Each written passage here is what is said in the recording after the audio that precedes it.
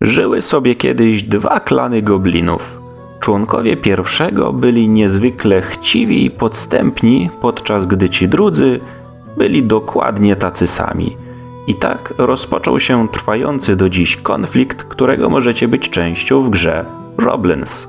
Zapraszam na prezentację zasad tej ciekawej karcianki.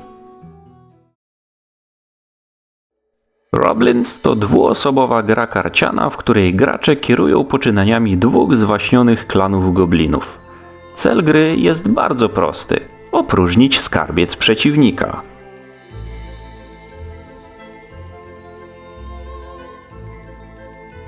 Pierwszy gracz będzie używał czerwonych kart skarbów. Drugi gracz używa kart zielonych. Gracz rozpoczynający bierze na rękę 3 karty skarbu o wartości 1 każda. Drugi gracz bierze na rękę 4 takie karty. Następnie każdy z graczy odkłada na bok 4 karty skarbów o wartości 3. Pozostałe karty należy potasować i rozdzielić na 2 równe stosy.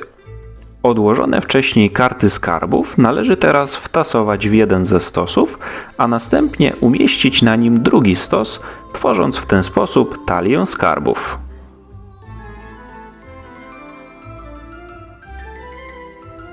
Każdy z graczy umieszcza przed sobą kafelek drogi oraz 2 startowych goblinów w następujący sposób. Należy tu zwrócić uwagę na rewersy kafelków, które różnią się od pozostałych kart jednostek i terenów.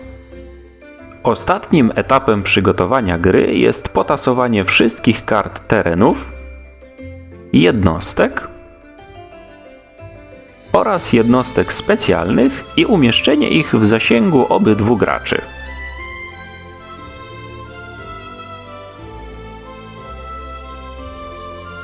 Gracze rozgrywają swoje tury naprzemiennie, rozpoczynając od gracza czerwonego. Każda tura składa się z następujących 4 faz: fazy przygotowania, fazy deklaracji, fazy ataku oraz fazy porządkowania. Na początku fazy przygotowania gracz może wycofać swoich aktualnych obrońców do rezerwy, tworząc z nich oddzielny stos w pobliżu swojego obszaru gry. Kolejnym krokiem jest dobranie na rękę w dowolnej kombinacji 3 kart ze stosów terenów, jednostek bądź też jednostek specjalnych.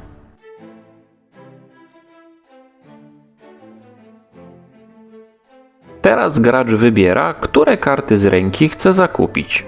W tym celu odrzuca z ręki karty skarbów o łącznej wartości wskazanej na kupowanej karcie. Możliwe jest również odrzucenie 2 wybranych kart jednostek, terenów lub jednostek specjalnych w zamian za 1 sztukę złota, albo odrzucenie 3 takich kart za 2 sztuki złota. Zakupione w ten sposób karty terenów natychmiast zagrywamy w swoim obszarze gry zgodnie z następującymi zasadami. Końce dróg zawsze muszą się ze sobą łączyć. Niedopuszczalne jest tworzenie tzw. ślepych uliczek. Co najmniej jedna z dróg zawsze musi pozostać otwarta i dostępna. Żadna z dróg nie może prowadzić poniżej środkowej linii stosu skarbów.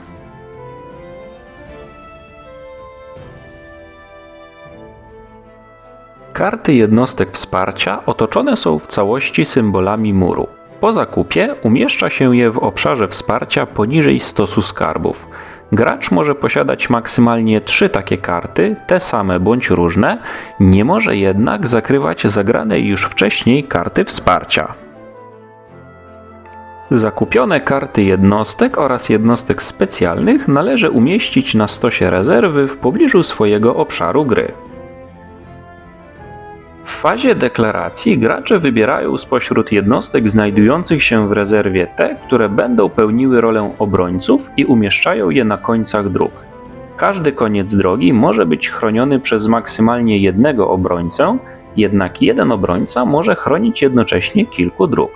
Podczas ataku obrońcy zadają obrażenia równe wartości w górnej części karty. Należy też pamiętać o pozostawieniu jednego końca drogi bez obrony. Następnie gracze wybierają spośród pozostałych jednostek rezerwy te, które będą atakować przeciwnika i układają je w kolejności, w której będą przeprowadzać atak. Ostatnim krokiem jest wybranie drogi, na której dojdzie do ataku.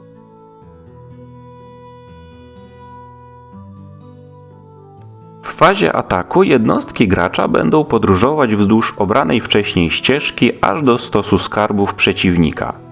Jednostka prowadząca atak jako pierwsza i jedyna otrzymuje obrażenia od napotkanych obrońców i kart terenów. W momencie, gdy prowadząca jednostka otrzyma obrażenia w ilości równej jej punktom życia, zostaje natychmiast znokautowana i wraca do rezerwy. Kolejna jednostka w oddziale przejmuje prowadzenie ataku i otrzymuje wszystkie pozostałe obrażenia z tego i kolejnych źródeł. Każdy obrońca oraz teren zadają obrażenia tylko raz i tylko pierwszej jednostce w oddziale. Wszystkie jednostki, które nie zostały znokautowane lub usunięte przez inne efekty w grze, docierają do stosu skarbów przeciwnika i dobierają z niego tyle kart, ile wynosi ich łączny udźwig zapisany z prawej strony karty. Wszystkie skradzione w ten sposób karty trafiają od razu na rękę i mogą być wykorzystane w następnej turze. W fazie porządkowania wszystkie jednostki atakujące wracają do rezerwy oraz gracze mogą dobrać na rękę maksymalnie 3 karty ze swojego stosu skarbów. Należy jednak pamiętać, że w przypadku całkowitego opróżnienia stosu skarbów któregokolwiek z graczy, gra natychmiast się kończy i gracz ten przegrywa rozgrywkę.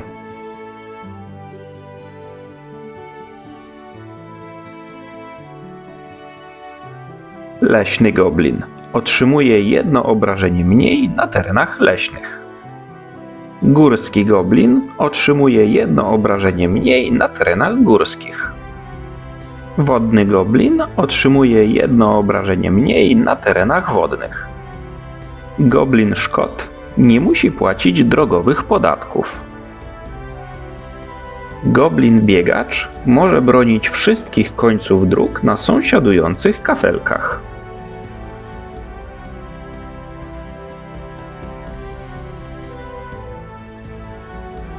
Goblin tunelowy może zostać umieszczony na jednej z kart terenów przeciwnika i pozostaje tam do końca gry. Można na niego wejść lub go opuścić przez dowolny symbol tunelu połączony z końcem drogi. Można również rozpocząć tam swój atak. Wejścia do tunelu należy traktować tak samo jak zakończenia dróg, dzięki czemu przeciwnik nadal może umieszczać wokół niego nowe karty terenów. Nie można jednak położyć go bezpośrednio przy stosie skarbów przeciwnika. Ogr Obrońca. Jednostka ta nie może atakować. Znajdują się one w stosie jednostek specjalnych i trafiają do rezerwy, skąd mogą zostać zagrane podczas fazy deklaracji obrońców jak wszystkie pozostałe jednostki. Bankier. W każdej rundzie możesz dobrać 1 dodatkową kartę skarbów ze swojego stosu skarbów lub odłożyć 1 kartę z ręki z powrotem na ten stos. Kartograf. W każdej rundzie możesz dobrać 1 dodatkową kartę terenu. Rekruter pozwala na dobranie 1 dodatkowej karty jednostki w każdej rundzie. Łucznik może strzelać w kierunku dowolnego kafla terenu, który sąsiaduje ze stosem skarbów gracza, zadając 1 obrażenie jednostce prowadzącej atak na tym kaflu. Łucznik zawsze zadaje obrażenia jako ostatni. Poborcę podatków umieszcza się w obszarze wsparcia przeciwnika. Dopóki jest on obecny w grze, przeciwnik musi używać wyłącznie własnego złota do opłacania kosztu kart z ręki. Poborcą podatków odrzuca się na początku kolejnej tury gracza, który go zagrał. Jeśli przeciwnik posiada bankiera, nie można użyć na nim poborcy podatków.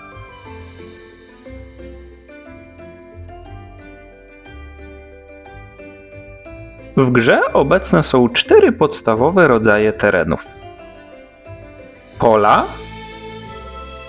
lasy, góry oraz tereny wodne. Oprócz nich w grze znajdziemy także 6 kafli podwójnych terenów. W ich przypadku atakujące jednostki otrzymują obrażenia oddzielnie ze wszystkich znaczników obrażeń, jakie napotkają na obranej trasie ataku. Przez most mogą przejść maksymalnie 2 atakujące jednostki. Te karty terenów nie zadają obrażeń, wymagają jednak od atakującego gracza odrzucenia z ręki jednej karty skarbów w formie podatku natychmiast po wejściu na ten teren. Jeśli gracz nie posiada kart skarbów na ręce, nie może wejść na ten kafel terenu i jego atak natychmiast dobiega końca. I to już wszystkie zasady gry Roblins. Mam nadzieję, że ten film Ci się spodobał. Jeśli tak, zachęcam do jego polubienia oraz subskrypcji kanału, dzięki czemu nie przegapisz kolejnych materiałów. Cześć!